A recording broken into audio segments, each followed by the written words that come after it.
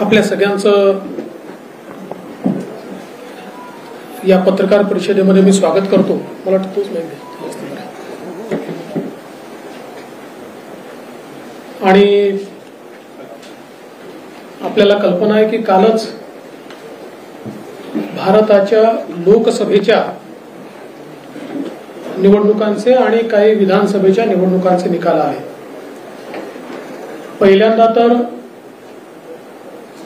मी देशभरातल्या भाजपच्या आणि एनडीएच्या कार्यकर्त्यांचं आणि देशाच्या जनतेचे आभार मानतो की पंडित नेहरूंनंतर पुन्हा एकदा तिसऱ्यांदा देशाचे पंतप्रधान बनण्याचा आशीर्वाद हा माननीय मोदीजींना जनतेने दिला. कार्यकर्त्यांच्या प्रयत्नामुळे आणि जनतेच्या आशीर्वादामुळे तो मिळाला आणि भारतामध्ये एनडीएचं सरकार येत आहे आणि 62 नंतर पहिल्यांदा असं घडत आहे. त्यामुळे हा एक अतिशय ऐतिहासिक अशा प्रकारचा क्षण आहे. त्याबद्दल जनतेचे मी आभार मानतो. त्याचवेळी ओरिसामध्ये पहिल्यांदा भारतीय जनता पक्षाच्या नेतृत्वातलं सरकार तयार होणार आहे. आंध्र प्रदेशमध्ये देखील चंद्राबाबूंच्या नेतृत्वात एनडीएच्या सरकारला लोकांनी पसंती दिली. अरुणाचलमध्ये तर भाजपचं सरकार पुन्हा निवडूनच आलं. त्यामुळे विधानसभेच्या निवडणुकीतही जनतेने एनडीएला आणि भारतीय जनता पक्षाला मोठा कौल दिला. याबद्दल देखील मी जनतेचे आभार मानतो. हे सगळं होत असताना एक गोष्ट अजून लक्षात घेतली पाहिजे की जी इंडिया आघाडी तयार झाली होती त्या संपूर्ण इंडिया आघाडीला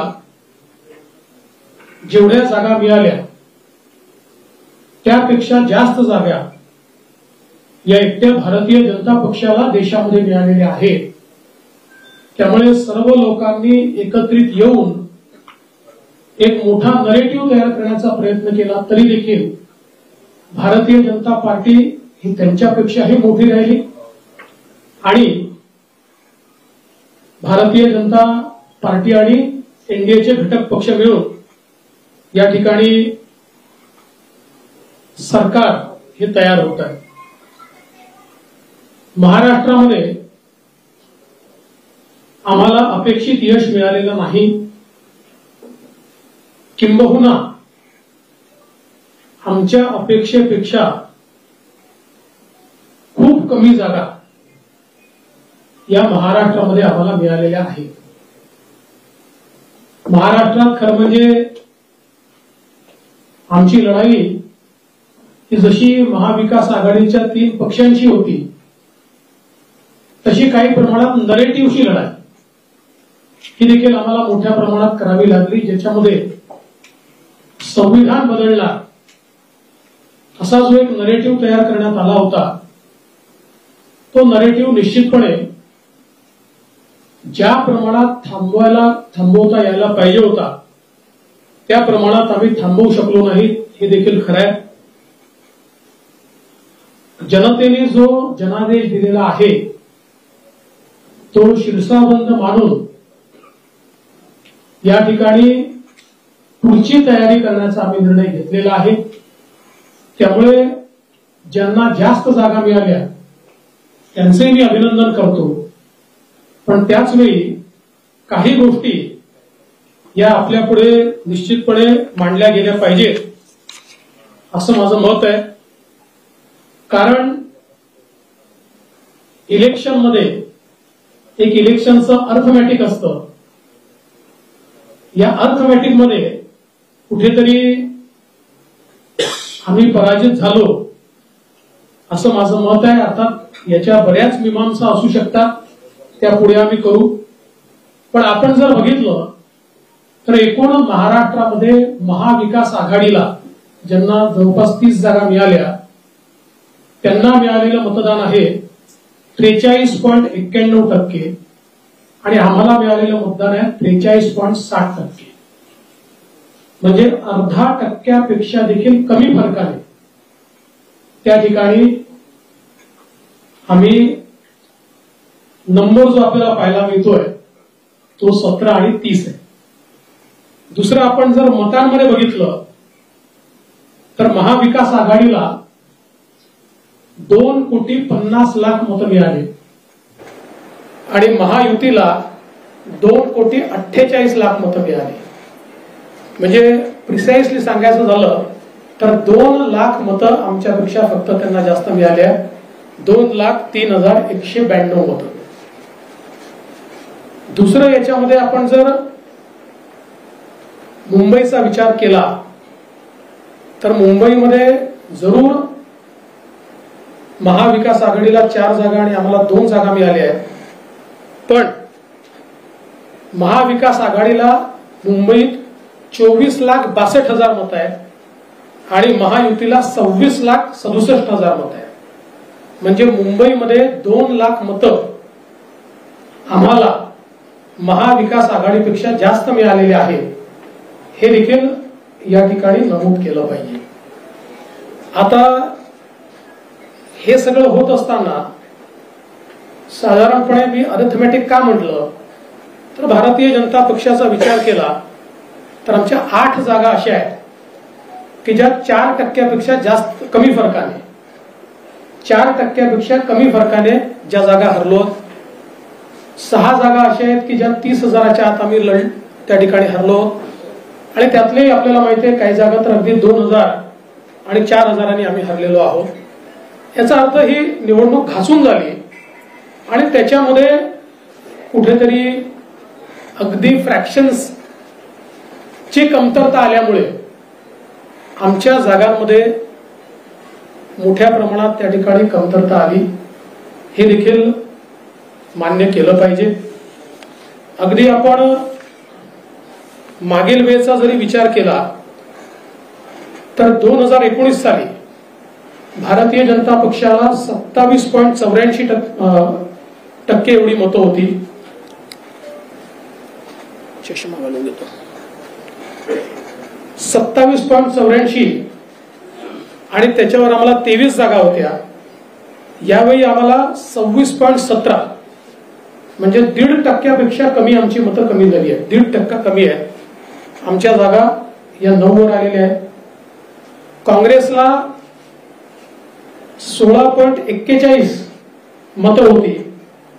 1 जागा होती त्यांची. 16.41 वरून आता त्यांची मतं झाली 17% आणि त्यांच्या जागा झाल्या 13. त्यामुळे भारतीय जनता पार्टी किंवा एनडीए यांना महाराष्ट्रामध्ये लोकांनी नाकारलं अशी परिस्थिती नाही. समसमान मतं दिली आहेत पण अपेक्षेपेक्षा कमी दिली आहेत. मागील वेळेच्या 2019 पेक्षा अगदी फ्रॅक्शननी कमी दिलेले आहेत आणि त्याच वेळी इतर सगळे मतं कन्सॉलिडेट होऊन त्यांच्या कन्सॉलिडेशन मध्ये काही नरेटिव्स हे जे त्यांच्या बाजूने गेले त्या नरेटिव्हचा निश्चितपणे त्यांना एक स्वीपिंग फायदा झाला आणि त्यामुळे आम्ही या निवडणुकीमध्ये निवडून येऊ शकलेलो नाही.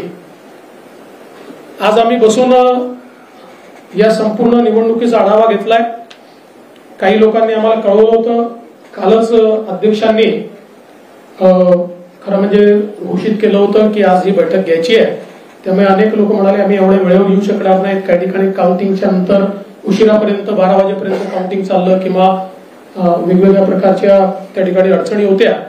त्यामुळे अजून एक बैठक या संदर्भातली सविस्तर दिवसभराची अशी आम्ही येत्या काळामध्ये घेणार आहोत. कोणते मुद्दे प्रामुख्याने होते त्याचा आम्ही ज्यावेळेस विचार केला तर काही मुद्दे पॅन महाराष्ट्र आम्हाला लक्षात आले. काही मुद्दे मतदारसंघाच्या लक्षात आले.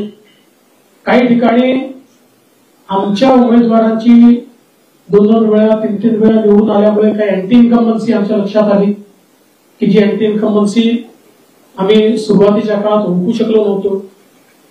विशेषतः काही ठिकाणी शेतकऱ्यांचे जे मुद्दे आहेत म्हणजे कांद्याचा मुद्दा असेल याचा निश्चितपणे काही प्रमाणात परिणाम झालेला आहे।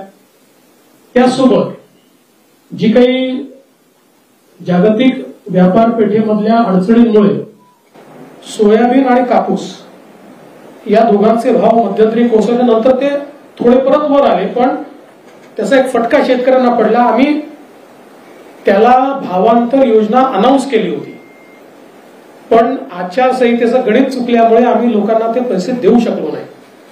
काही प्रमाणात त्याचा रोष देखील आम्हाला निश्चितपणे सहन करावा लागला आहे। संविधान बदलाचा विषय तर निश्चितपणे आहेच, काही प्रमाणात अल्पसंख्याकांचं कन्सॉलिडेशन आणि विशेषतः मुंबई सारख्या ठिकाणी आणि अनेक ठिकाणी हे देखील एका वेगळ्या पद्धतीचा नरेटिव्ह त्यांच्यामध्ये गेल्यामुळे ते अधिक प्रमाणात झालं। काही भागामध्ये मराठा आरक्षणाच्या मुद्द्यावर ज्या प्रकारे सरकारने आरक्षण दिल्यानंतर देखील त्या ठिकाणी एक नरेटिव्ह तयार करण्यात आला, तो मला असं वाटतं की आम्ही इफेक्टिव्हली उत्तर देऊ शकलो नाही आणि त्याच्यामुळे त्याचा देखील एक फटका हा निश्चितपणे आम्हाला पडला आणि विशेषतः मराठवाड्यामध्ये हा फटका आम्हाला त्या ठिकाणी निश्चितपणे पडला। पण त्याहीपेक्षा मला असं वाटतं की मराठवाड्यामध्ये म्हणजे त्याच्यासोबतच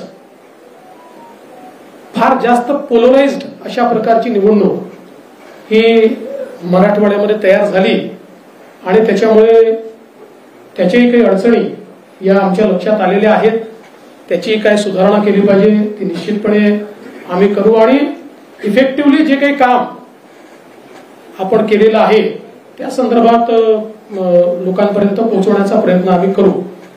आमची ही बैठक झाल्यानंतर लवकरच आम्ही माननीय मुख्यमंत्री महोदय आणि अजितदादा पवार यांच्यासोबतही एक बैठक घेऊन काही समन्वयाचे विषय या निवडणुकीमध्ये काही मतदारसंघात लक्षात आलेले आहेत, तर त्या विषयांच्या संदर्भात देखील निश्चितपणे त्याच्यावरही विचार करून ते विषय कसे मार्गी लावायचे किंवा तसे विषय येऊ नये याकरता काय प्रयत्न करायचा असाही प्रयत्न हा निश्चितपणे आम्ही करणार आहोत।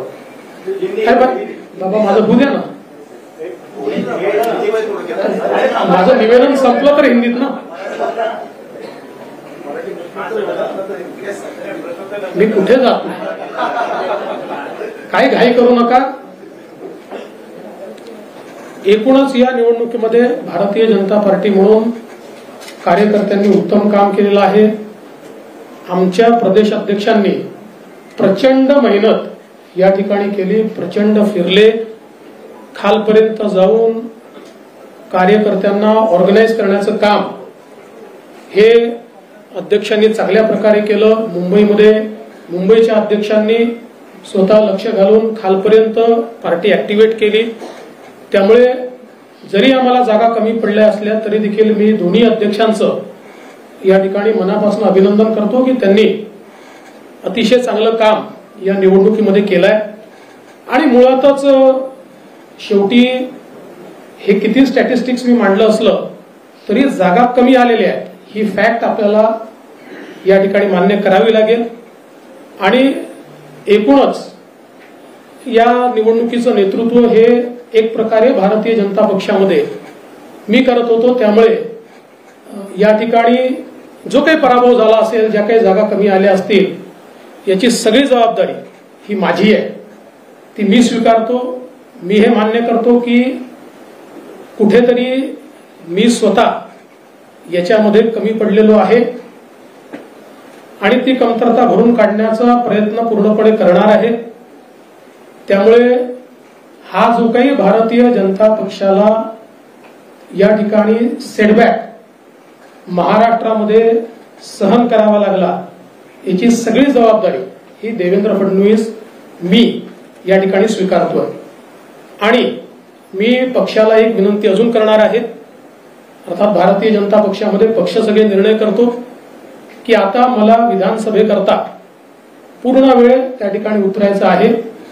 त्याच्यामुळे मी भारतीय जनता पक्षाच्या शीर्षस्थ नेतृत्वाला ही विनंती करणार आहे की त्यांनी मला सरकारमधनं मोकळं करावं आणि पक्षामध्ये पूर्ण वेळ काम करण्याची त्यांनी संधी द्यावी, जेणेकरून ज्या काही कमतरता राहिल्या आहेत त्या कमतरता पूर्ण करण्याच्या दृष्टीने मला माझा पूर्ण वेळ देता येईल. अर्थात बाहेर राहिलो तरी सरकारमध्ये जे काही आम्हाला करायचं आहे ते आमची टीम करेल, त्यांच्यासोबत मी असणारच आहे. या संदर्भात लवकरच पक्षाच्या वरिष्ठांना मी भेटणार आहे आणि मग त्यांच्या सल्ल्याने ते जे सांगतील त्यानुसार पुढची कारवाई मी करेन.